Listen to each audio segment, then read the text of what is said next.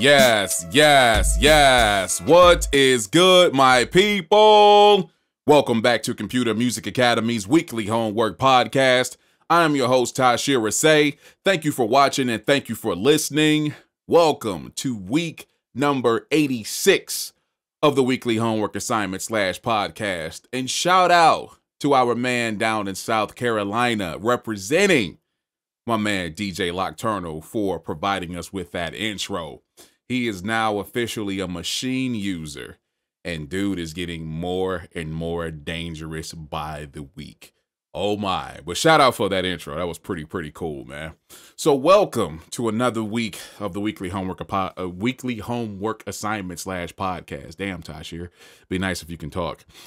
Anyhow, what are we doing this week? This is actually one of my favorite assignments that we've done. This is the third year so far that we've done this. And this is called One. The concept behind One is basically this. You know, I'm of age. A nice amount of us at CMA and people who watch and appreciate this podcast, we are of age. And we've been around for a while. And we've been creating music for a while. With that being said, we know a time where we just had one instrument, be it a motif or Triton, just an MPC, SP1200.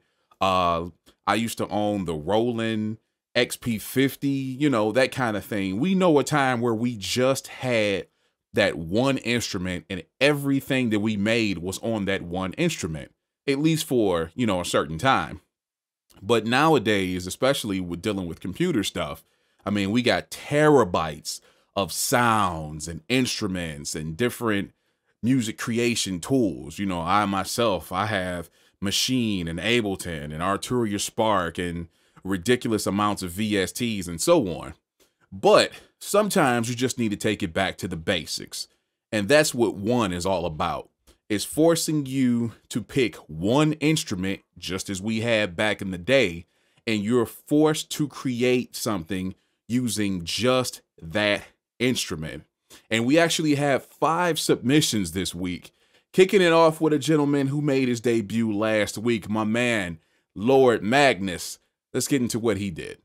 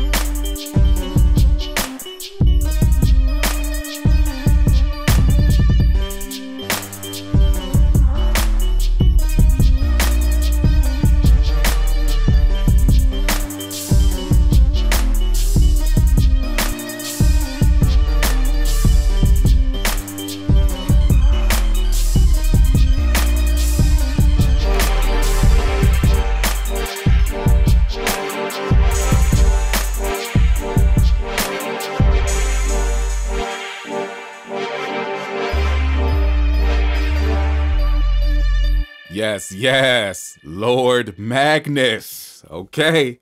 2 weeks of heat. I'm loving what he's doing so far. Very, very nice with that one. That was I want to say it was almost a trap style, but it has a couple of different elements going on in there. A couple of different elements of different genres going on in there, and that's completely fine. Whatever is your style is your style. And quick story, I was actually working on some beats this weekend, and I was listening back to them. It's like, man, I can't even describe my own personal style. I just do whatever I feel that particular day.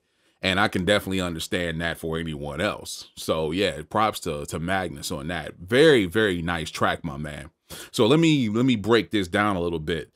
I know for a fact that Magnus, Nocturnal, Gold, actually everybody in the podcast, actually everybody in this podcast are machine users. And one thing I specifically said in the instructions is that you can't just use, say, Machine or Reason or FL Studio just as your instrument, or anything that's like them. That can't be your instrument. You have to choose like an expansion or a plugin that is your one instrument.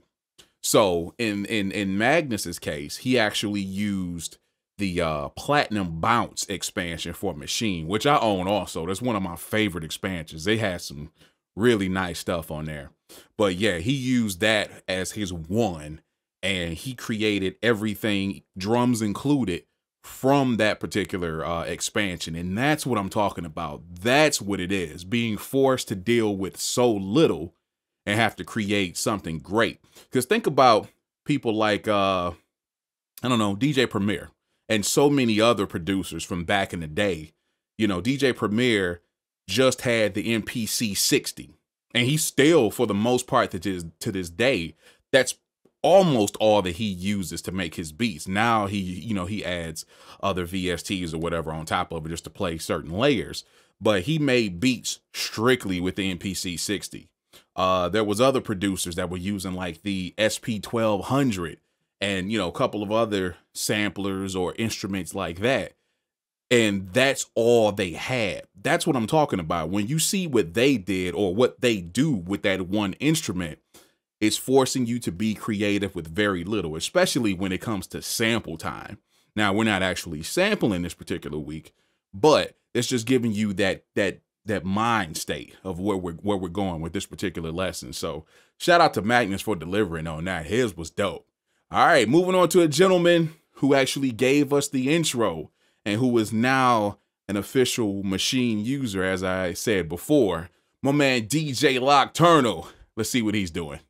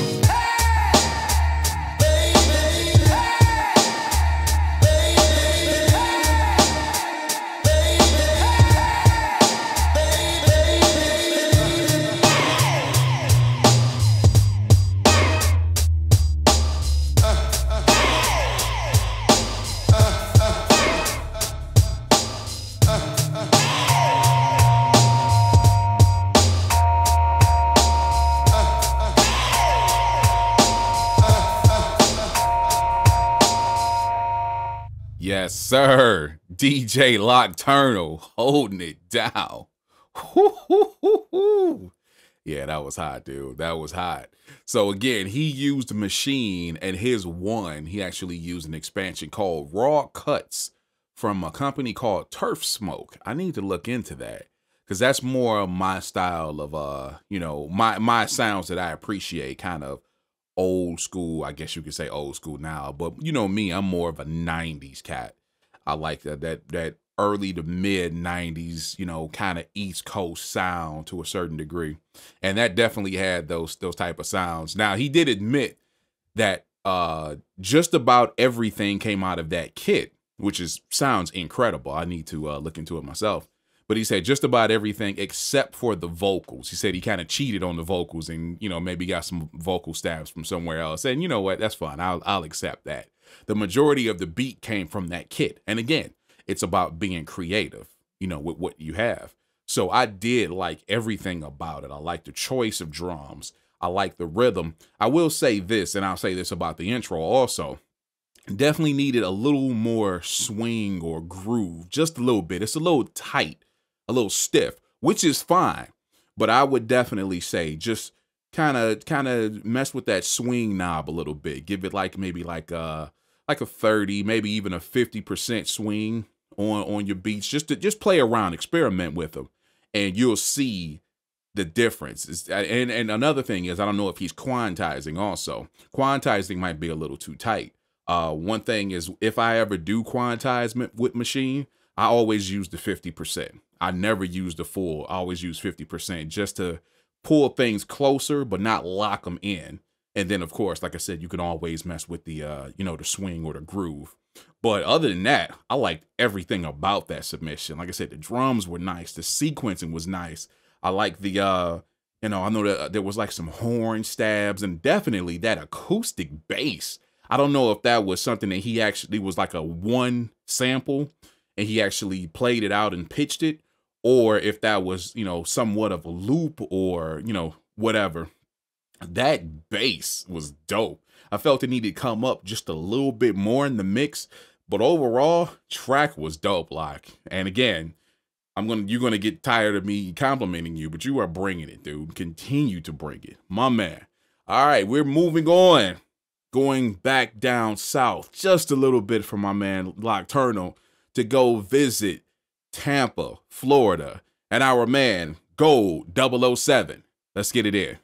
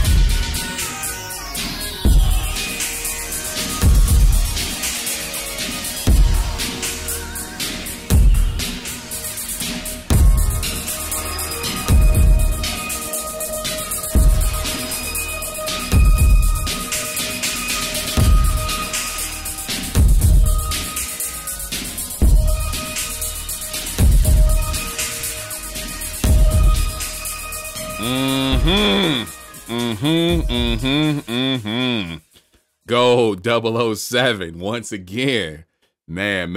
I'm just gonna call it right now. I would have accepted that a couple of weeks back for the 80s joint as well. And that's not a diss at all, not at all. That just definitely puts me in that same mind frame of his track when we did the 80s joint, which I said kind of sounded like, and it's not just because he's in Florida, but it definitely sounded like something from the Miami Vice soundtrack, whether it's the old show or the movie that came out a few years back, which I really enjoyed. Michael Mann did that. But yeah, I could definitely see that in either situation, both of those songs.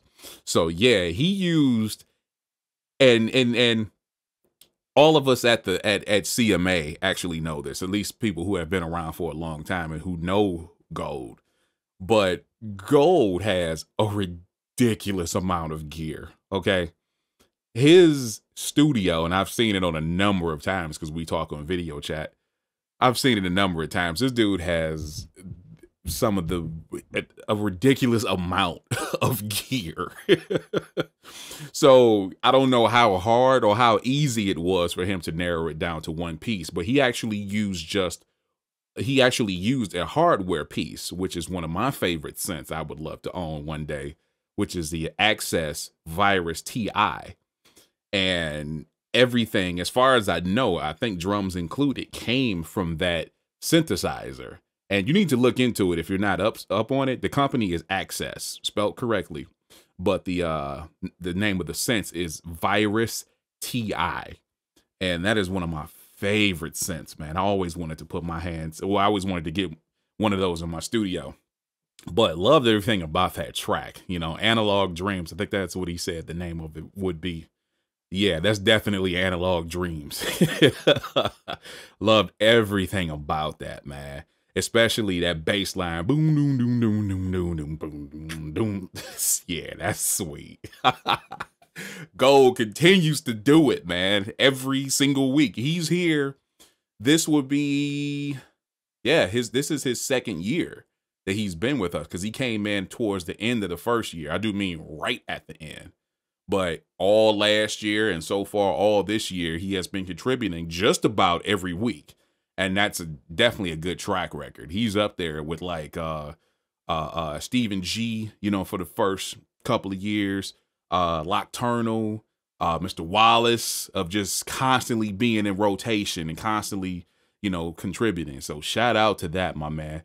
And my apologies if I forgot anybody, but I try to keep all of this information in my head, and sometimes I'm not successful. So anyhow, moving on to Germany.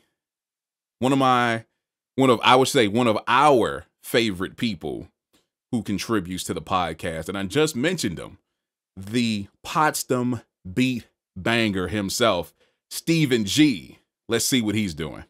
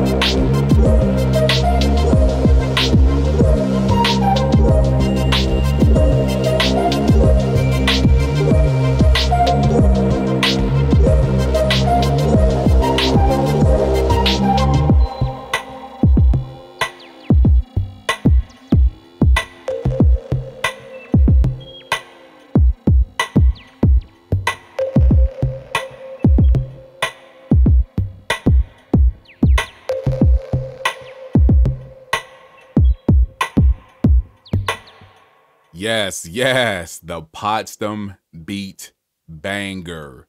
Steven Genius, ladies and gentlemen. Oh my.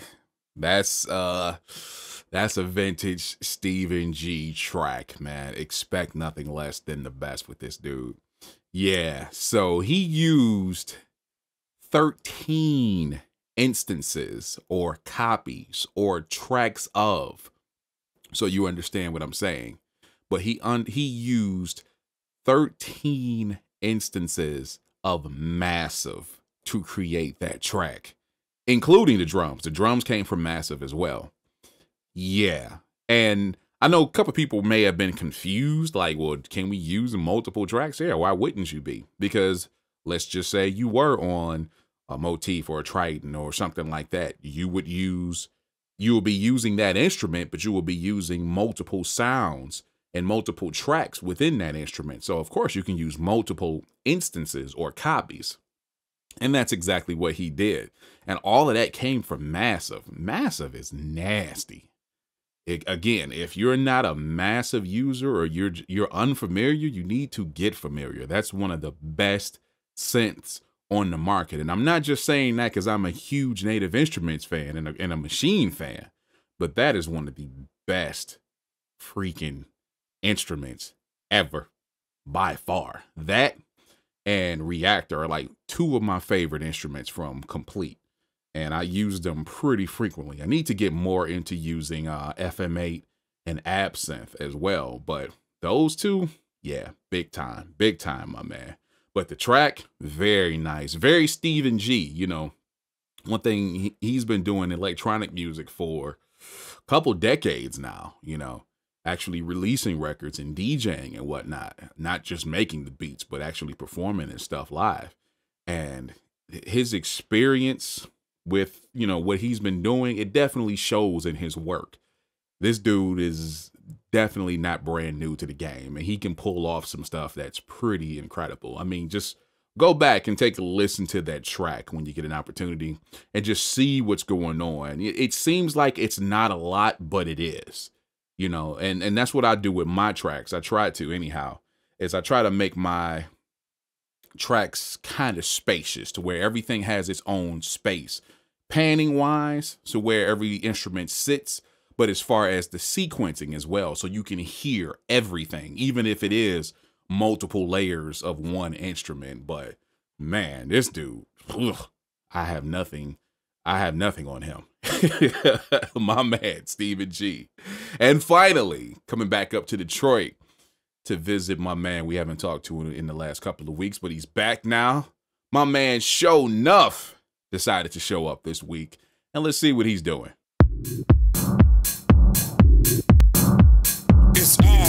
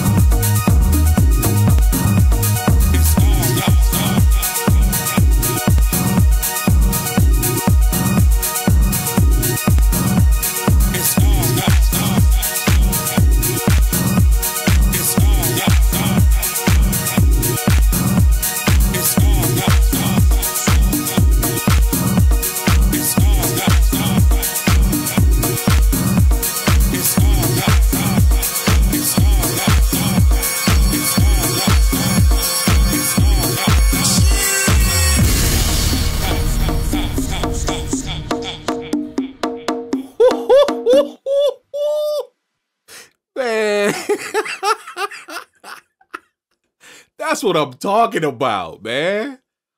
Oh, dude, Sho-Nuff shows up and shows out every single time. Shouts for that, my man.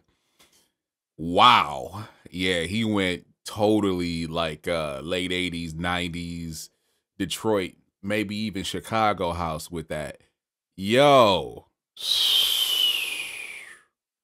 That was sick. Now, for that track, I've brought it up a couple of times in this particular podcast, but he said that he used his motif, that he's had for Lord knows how long.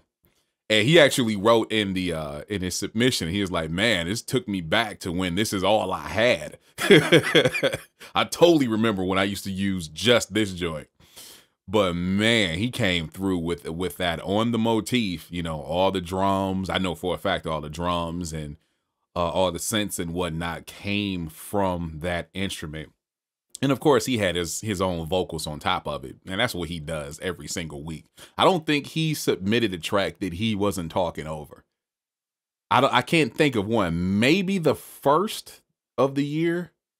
But since then, he's talked over every track or sang over every track, which is completely fine to me. Especially if you know what you're doing, especially if it sounds good. Now, if you sucked at it, I'll tell you to stop. But anyhow, but man, I love that track, dude. It was nice, subtle, had a nice groove, had a nice swing. That's just some damn good house right there. It's our house.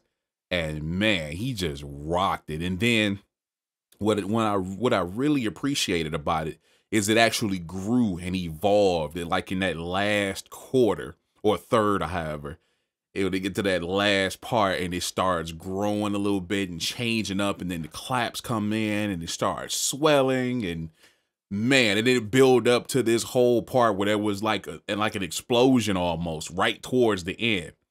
That's what I'm talking about, man. Just the dynamics in music. Like, you can make a beat and you can change up to different beats. You can have dropouts and fill-ins and mutes and all that kind of stuff. But when you actually take all of the elements that you put into a song and then you actually have those, and it's the same thing. I see it in Stephen G's. I see it in Wallace's work. A couple of other people I can't think of at the moment. But definitely in the people that I just named, where the track evolves. It's not just pattern, it's not just hook, chorus, or not hook, verse, hook, verse, hook, verse, hook. It's not just that.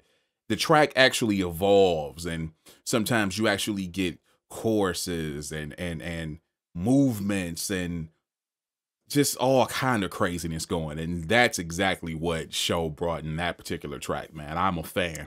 I am officially a fan. Man. So yeah, that was excellent. And shout out to Sho-Nuff, Stephen G, Gold 007, DJ Locturnal, and Lord Magnus for showing up this week. For anybody at CMA, and not just everybody at CMA, but for anybody at CMA, for anybody that's watching this podcast, do this challenge. Challenge yourself. I hope that you're actually, especially the people who are outside of CMA watching the podcast, I hope you're actually learning something from these podcasts. Because it's not just about we're making beats, or it's not just about the challenge and then you guys get a chance to see what we're doing. I hope you're actually applying this stuff and trying out these different things that we're doing, and hopefully it's helping you, let me insert quote, make better music. That's what it's all about. That's the whole purpose of why I created CMA, to help people make better music, not just the members. If you're watching these podcasts and you actually are trying to improve yourself, try some of this stuff that we're doing, especially this one right here, because we all have the capability. Take one plugin or one expansion or one sample pack or one instrument, however it is, and create your beats strictly with that. And see what you come up with. When it forces you to just use that, it to be very creative. For real. You're going to enjoy it. But Anyhow, I want to thank everybody for watching and listening this week. For those of you who are fans of us, thank you for being with us every single week and sharing the content and commenting and liking the videos and all of that kind of stuff. We definitely appreciate you. And that's it. So, on that note, enjoy the rest of your week, and I will talk to you next time. See ya.